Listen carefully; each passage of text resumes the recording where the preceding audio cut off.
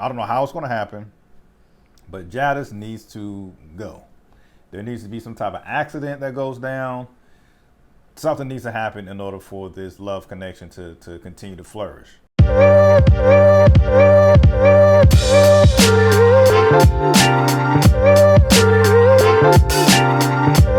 Hey, what's going on, folks? Another episode of Ryan Reviews Everything, and we are talking about The Ones Who Live, Walking Dead, Episode 2, Season 1.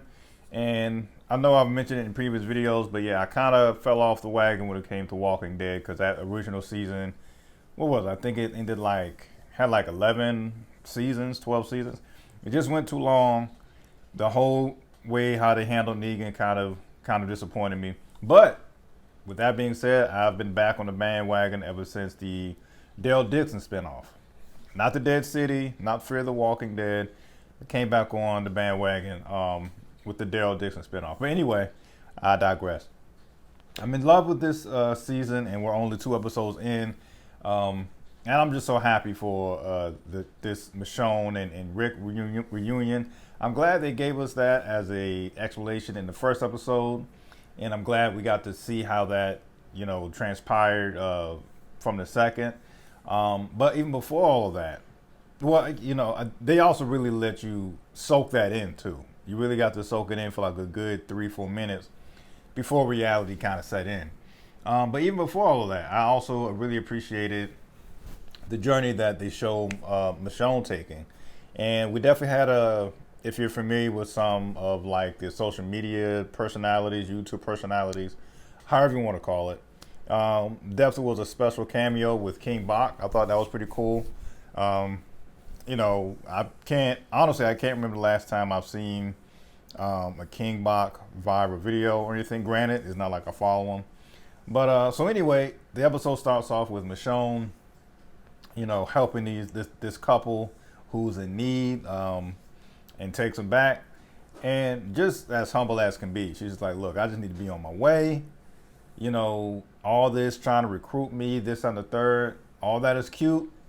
I'm on a mission myself. I got to find my husband. Whatever y'all got going on, great. Not trying to be a part of it.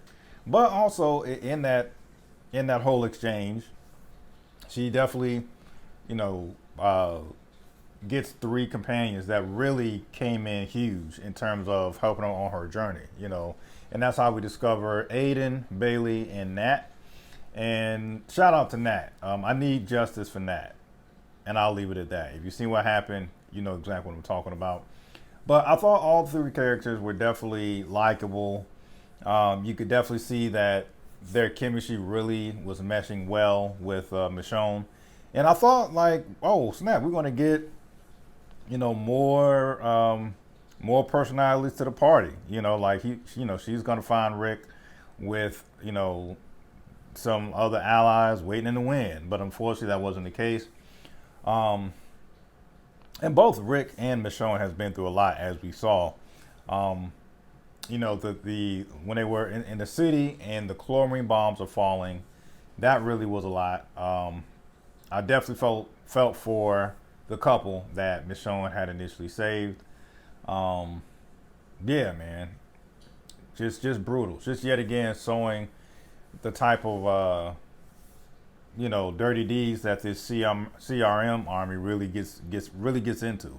Because clearly, like, they could see that they were, but anyway, they could see that they were humans and there were no zombies down there. Yet they bomb and stuff.